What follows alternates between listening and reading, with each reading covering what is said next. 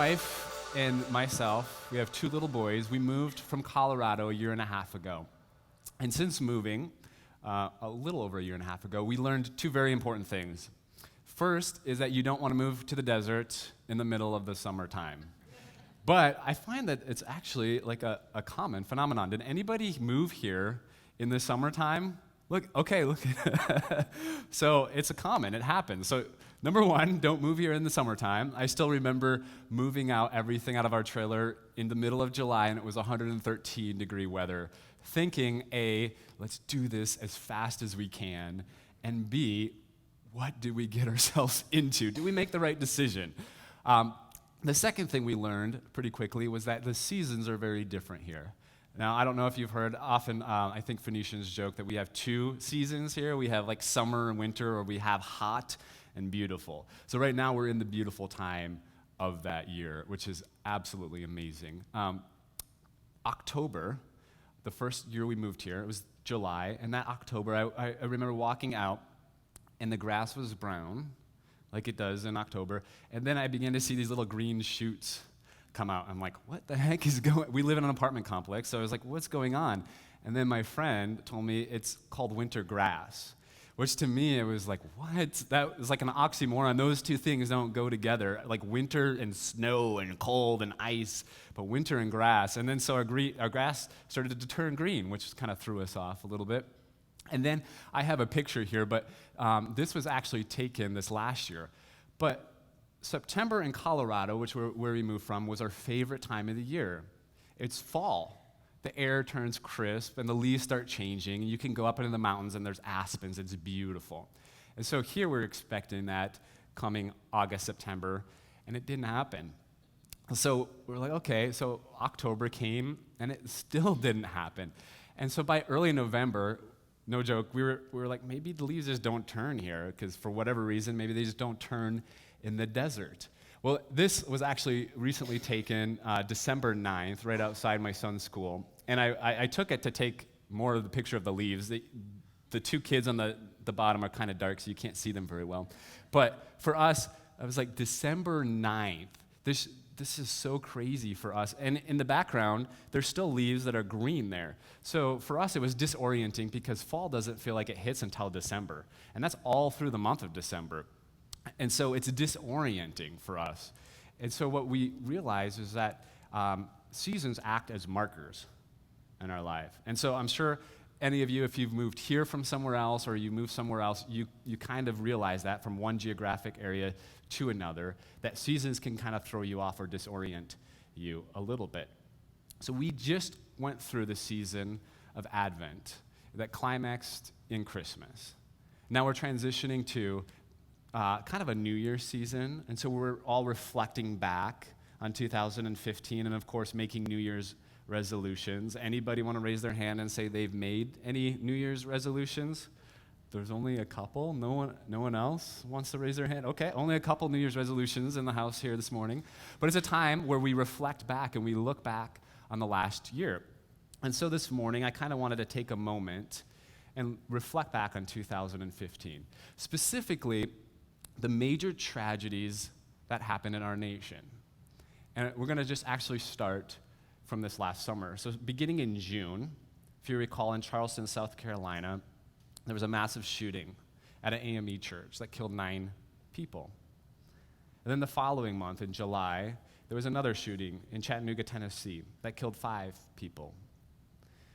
And then in October, 2 months after that, there was a shooting in Oregon at a community college there that took the lives of 10 people. And then in November, in Colorado Springs, there was a shooting that happened there that took the lives of 3 people. And probably the one that stands out that's most fresh in our mind happened in December in San Bernardino, California, and that took the lives of 14 people. And then we can kind of step back at a more global level and reflect in this last year and any massive tragedies that happened. Probably the one that stands out to us often is in November of 13th in Paris. There was an attack that took the lives of 130 people. And then, of course, there's the ongoing Israeli-Palestinian conflict, which almost unfortunately we've become very numb to because we're constantly being bombarded with information.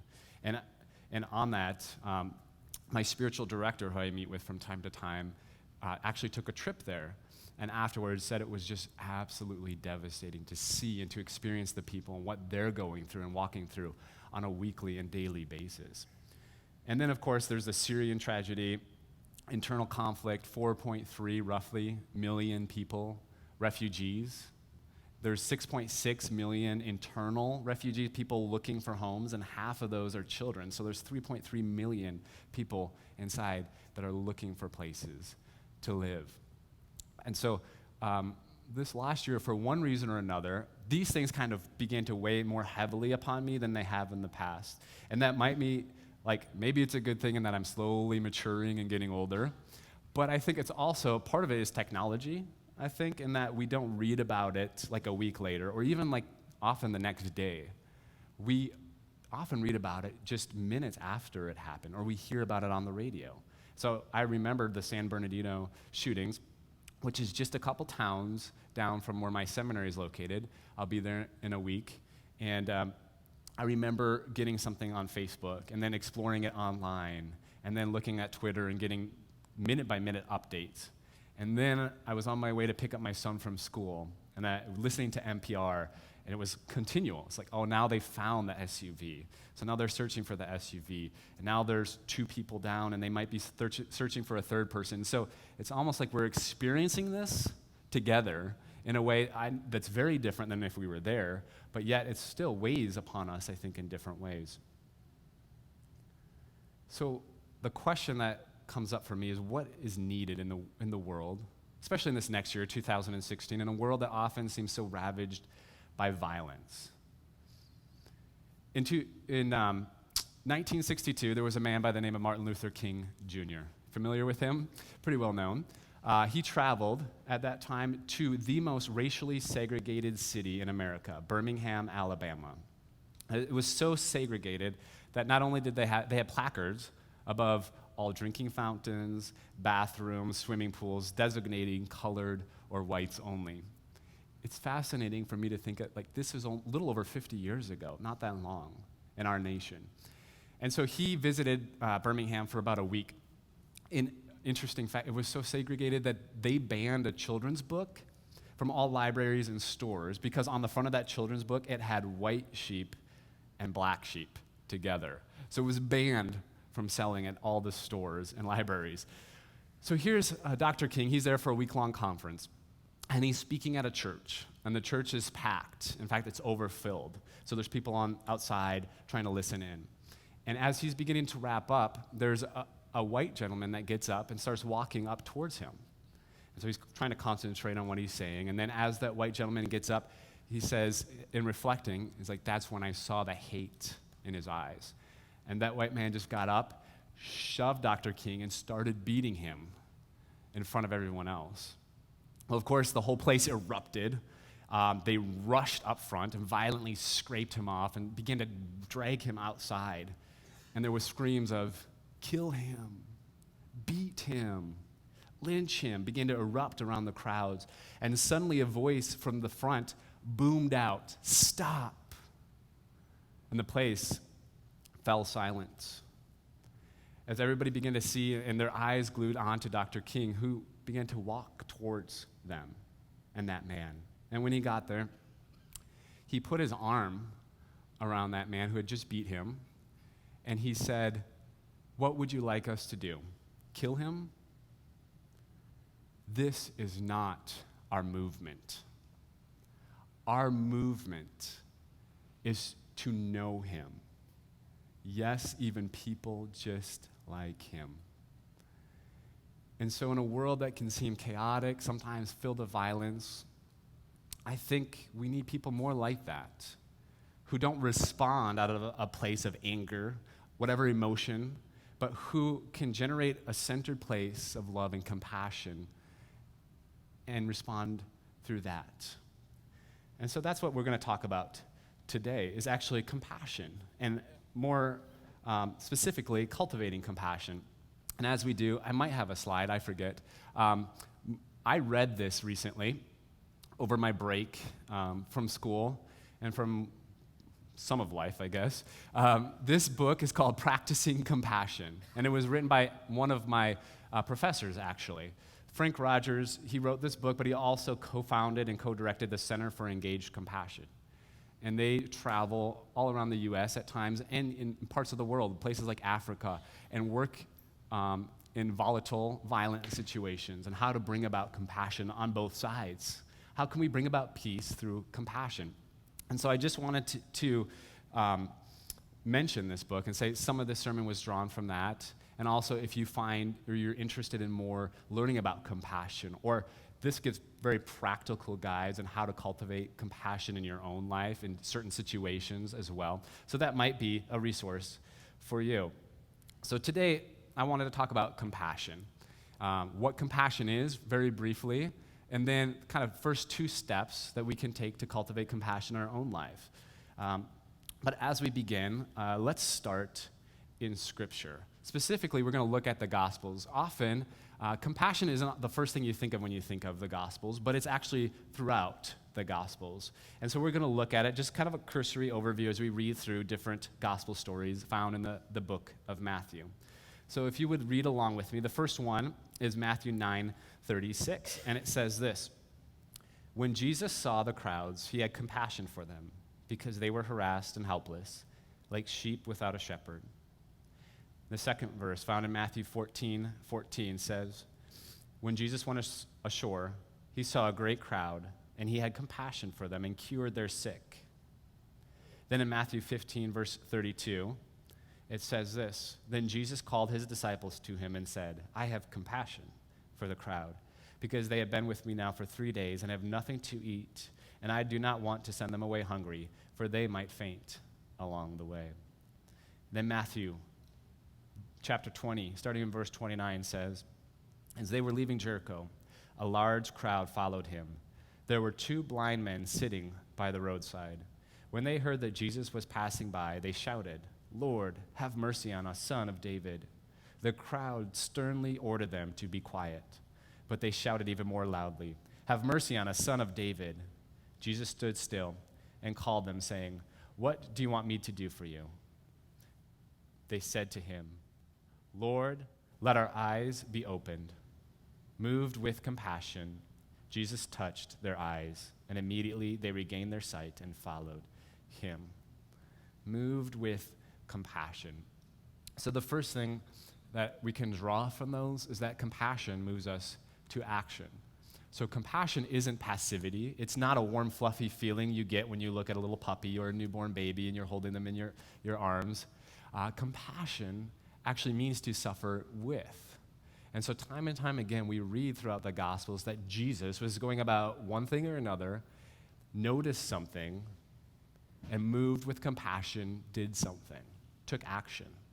And in a way, you could say even the Christmas story, the birth of Jesus, was an act of compassion, drawing from John 3:16, a well-known scripture verse. "For God so loved the world that he gave his one and only Son." So God, Creator, moved with compassion, took action in the world, right? So that's the first thing I think we can draw from that. And then before we even get into any steps we can take, there's what I call kind of a prerequisite or a rule that we need to know. And I think we all intuitively know this, but this rule is this: you cannot give what you don't have.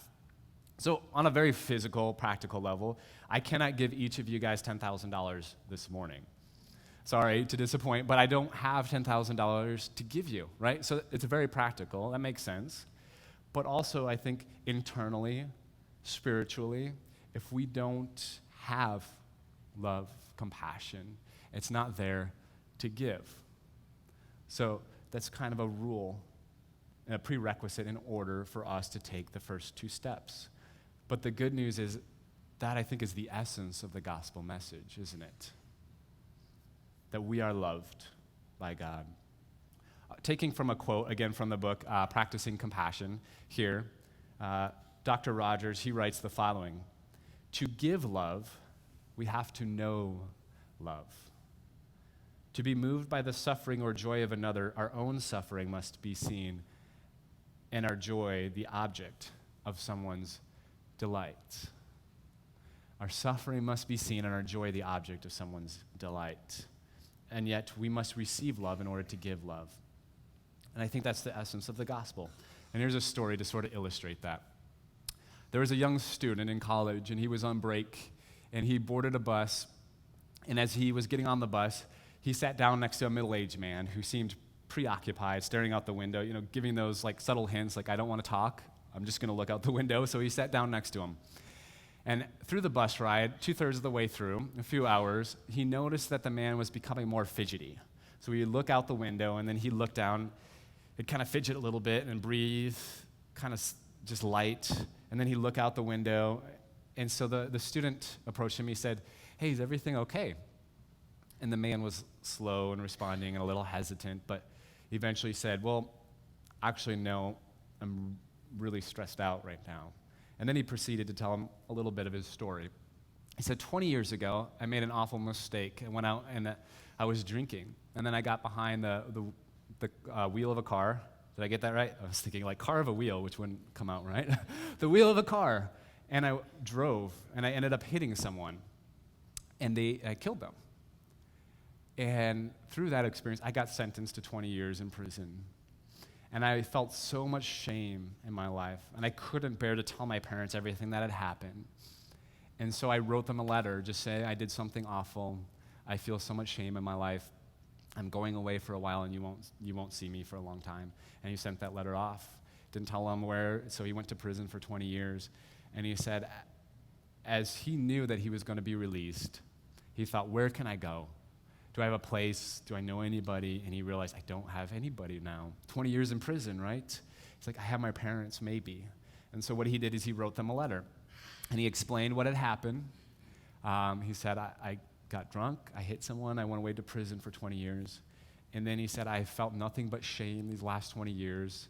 I know I brought on shame to the family, and I don't have any place to go. If you would receive me back and welcome me back, could you do this thing for me?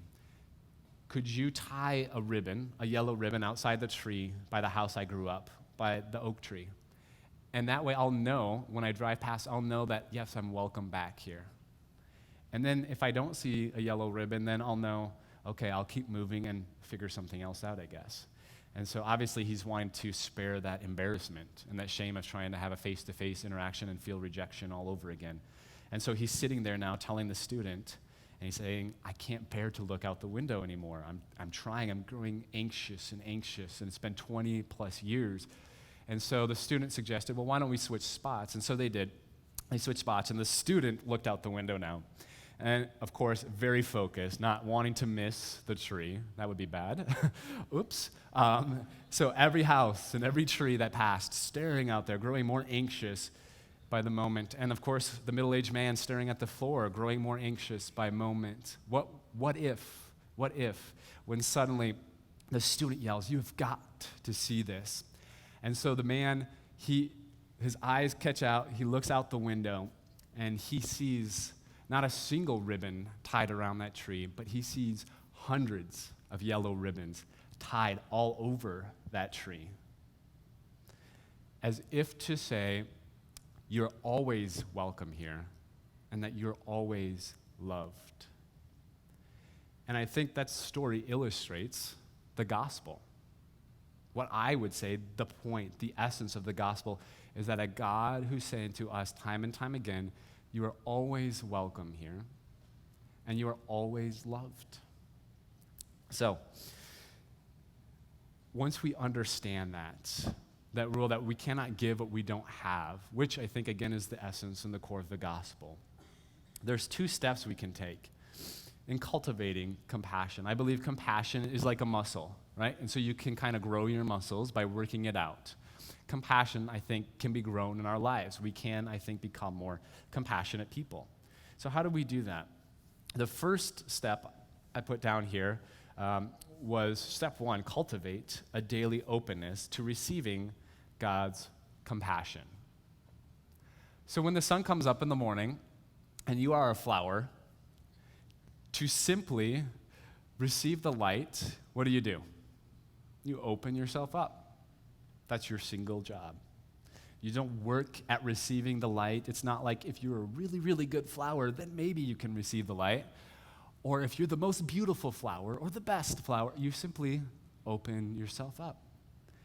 And that, I think, in essence, is our job as human beings, to simply open ourselves up.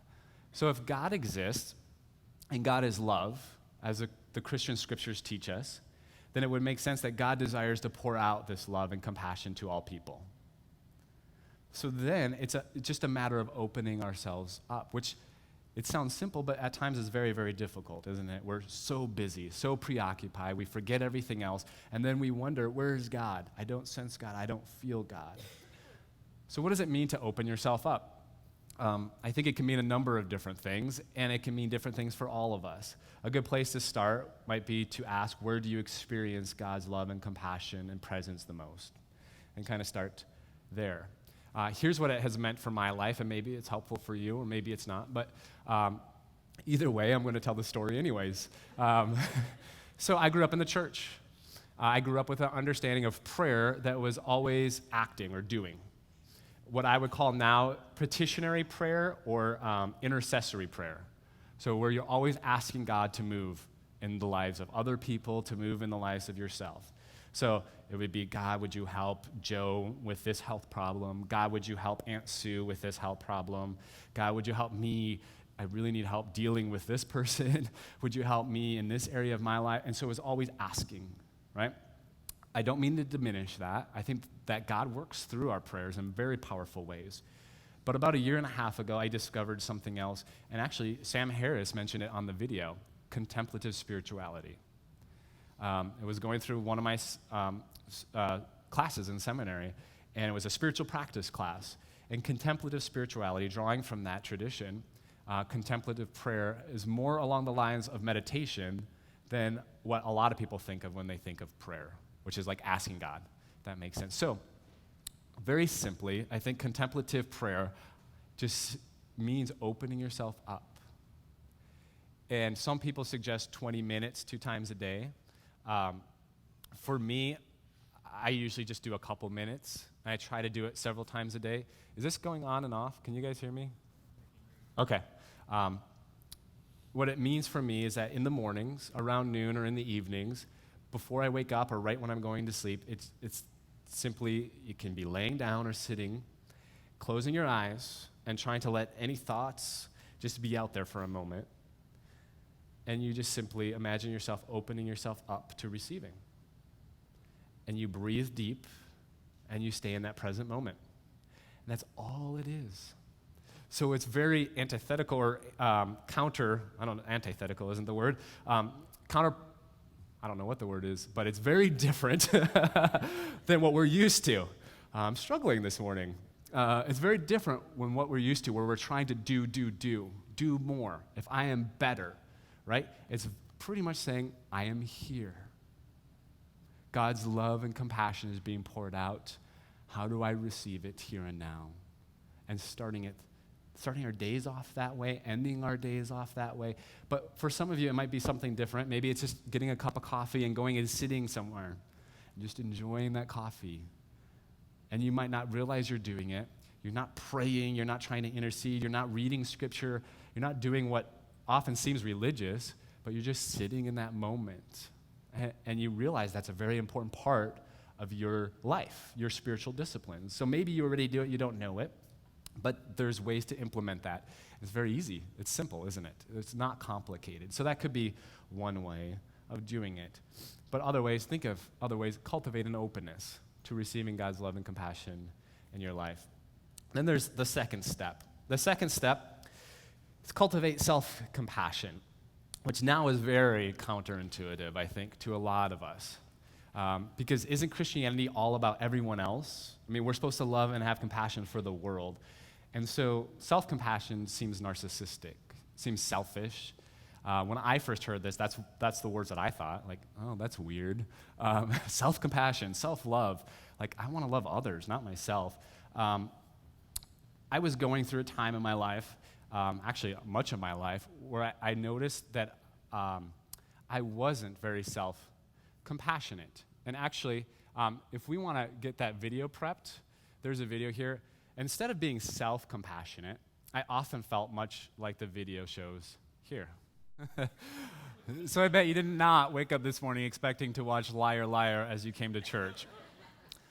But self-compassion, we may not physically abuse ourselves. I don't physically beat myself up. But emotionally, verbally, mentally, how many times have I done something and then thought, you are so stupid. Oh my God, I can't believe you just said that. I can't believe you just did that. Or you're not worthy enough. Or you're not good enough to do that. Who do you think you are? Why are you trying to do that? Or you see someone doing something and there's a moment of, maybe I could, but I'm so awful at this. I could never. And so this became more and more aware in myself. And my wife, who's very intuitive, she read a magazine article recently written by Brené Brown. Anybody familiar with Brené Brown? We recently discovered her. I know a lot of people are familiar with her. It was amazing. The article was titled The Unexpected Gifts of Imperfection, which, if you're a perfectionist like me, is very important for us to read. I think she wrote a book titled that. But I'm a perfectionist, which means that nothing I do, or anything I do, will never be good enough. So it's very easy for me to say, if I only would have done this, or if I only would have done that. So this article was very impactful. And there was a subtitle, Self-Compassion, which I began to read. And again, I was thinking, wow, this sounds selfish. But as I read through it, it was like resonating deeper and deeper within me. And then it had this section where you could go online and take a test, selfcompassion.org. So I geek out on tests, any kind of personality test. So immediately I went to that. I was like, okay, yeah, I think I struggle with this. So I went selfcompassion.org and I started taking this test. And it's not one of those tests that you take and you're like, I wonder, it's like a mystery. Am I going to be an ENFP or what's my personality? You realize halfway through, it was obvious. After you do something, do you constantly berate yourself or whatever? So I knew okay, I fail at self-compassion. And then at the end, before it gave me my results, it said, okay, on a scale of 1 to 5, 5 will be perfect. And nobody gets a 5. So don't expect a 5. 4 is really good, but very few people get 4. 3 means, you're doing okay, but you have a lot of room to grow.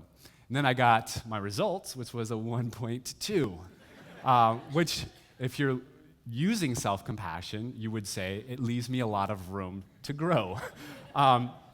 But I have a feeling I'm not alone. I wonder if we took a one church self-compassion test, if we would be over a 2. I think it's epidemic.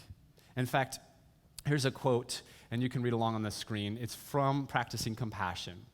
And he says, unfortunately, self-compassion is a rather rare commodity in our world. We do not love ourselves very well.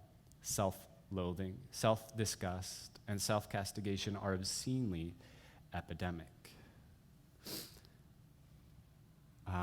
It's an epidemic, I think, in our lives. And something we're often not aware of, that we're even doing it, that we're constantly, like Jim Carrey, beating ourselves up.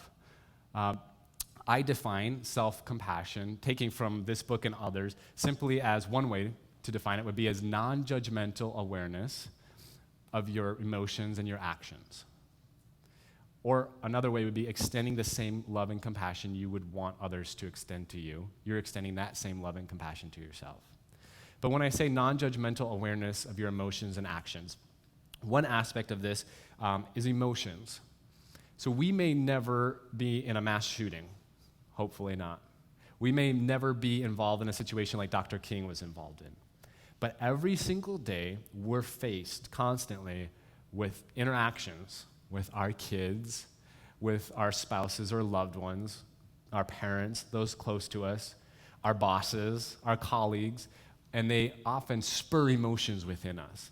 And so we have the chance to either, 1, react out of those emotions, or 2, respond from a centered place of compassion. And so non-judgmental awareness would simply be if somebody spoke something to me and I began to feel anger, or just say an emotion. Non-judgmental awareness would simply say, all right? A, don't let that come out. Just berate that guy or yell at that guy. And B, don't push it down like we're tempted to do. Because when we push emotions down, it's like pushing a buoy underwater, isn't it? And so what happens when you push a buoy underwater? Eventually, it comes up, and it's usually more violent when it comes up. It wants to get out of that water, right? But we push our emotions down so often. And emotions are very much like little children. So if you have little children, or even children in general, and let's say I'm sitting doing something, and one of my kids come up to me, "Daddy, daddy, daddy, daddy." What happens when I don't acknowledge them? They yell louder, right? "Daddy, daddy, daddy." And then I'll just come back to earth on whatever I'm doing, right? They're trying to get my attention. Our emotions are doing the same thing. But when we react, often we don't think about it. And then when we push them back down, it's not helping. Eventually, they'll resurface later. But what does it mean then to acknowledge our emotions? So when somebody does something, oh, I'm feeling something. What is it that I'm feeling? I'm feeling anger. So it's, in a sense, you could think of like setting it aside. Okay, begin to analyze it. I'm feeling anger. I'm acknowledging it. No judgment. Not right or wrong. This is just what I'm feeling, right? And then you move on from there. Why am I feeling? Well, because they said this. Well, it hurt. I'm insecure because of this and this and this. And then you move on from there. No judgment, but becoming more aware. And as we do, through time and through process, and maybe through other people's help as well, inviting other people in our lives, we begin to see what it is that emotion is trying to tell us, especially if it's an emotion that we feel on a semi-regular basis. It's trying to tell us something. Doesn't that make sense, I think? So it makes sense that we should listen to it.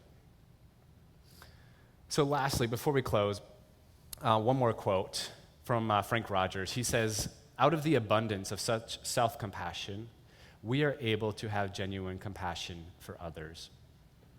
So as we go through the process of giving ourselves compassion, in our emotions, in our actions as well, the things that we do in our life, saying it's okay that you weren't perfect. It's okay that you dropped the ball here a little bit. Let's do better next time. It's okay, you're growing. Right? The image that comes to mind, Pastor Ryan talked about his son throwing the basketball up and the hoop, and he's, at that time, I think he was like 2 or 3. He's not going to make it, right? But yet, you don't sit there and berate that child. Say, it's okay, you're growing. Next year, you'll get a little closer, and a little closer, and a little closer. And that's, in essence, what self-compassion does. It's okay, you're growing. It's okay that you're not perfect. Grow in that area. And then ultimately, coming back to this quote, as Frank Rogers says, out of the abundance of such self-compassion, we are able to have genuine compassion for others. So the first step is receiving compassion. Second step is giving yourself compassion. And if we were going to go along, third step would be extending that to others. And then even you could go fourth step, extending that to all creation. And that's very interesting, I think. But the greatest commandment, as I think we're all familiar with, is to love the Lord your God with all your heart, mind, soul, and strength, and to love your neighbor instead of yourself. No, a few people caught it. To love your neighbor as yourself. And we often don't look into that as deeply as we should. There's a connection there. As we love ourselves and have compassion for ourselves, we will love and have compassion for the world. So last slide, it's an image that I wanted to leave us with. And it's simply, I want to invite you guys to imagine your heart as soil. And so when you have little compassion for yourself, it's rocky and hard.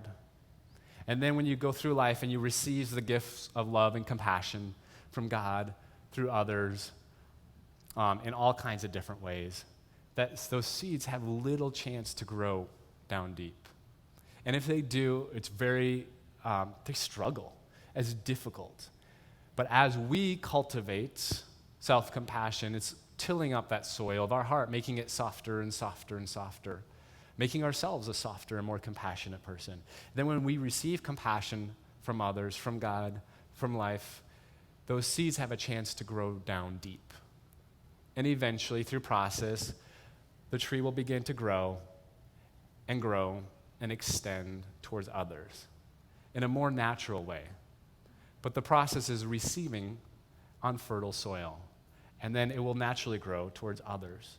But I think we often jump from step 1 to step 3, trying to receive whatever soil we can get, and then trying to receive whatever compassion we can get, and then trying to extend it with others. But yet we're still very self-critical, and we lack that compassion.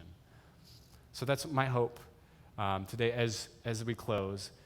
If there's any single sentence, it would just simply be to extend that love and compassion to yourself. And as you do, you will extend the same amount of love and compassion to others that you extend to yourself.